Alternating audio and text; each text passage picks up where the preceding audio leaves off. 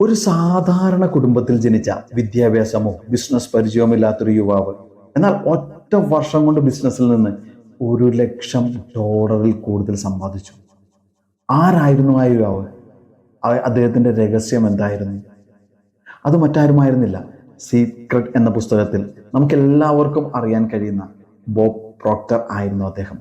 ഒരു സാധാരണ കുടുംബത്തിൽ ജനിച്ച അദ്ദേഹം ലോ ഓഫ് അട്രാക്ഷനെ കുറിച്ച് മനസ്സിലാക്കി കഴിഞ്ഞപ്പോൾ, അദ്ദേഹം അതിനെ വിശ്വാസത്തോടെ ജീവിതത്തിന്റെ ഭാഗമാക്കി മാറ്റിയപ്പോൾ അദ്ദേഹത്തിന്റെ ജീവിതത്തിൽ വന്ന മാറ്റമാണ് നമ്മൾ ഈ കണ്ടത്.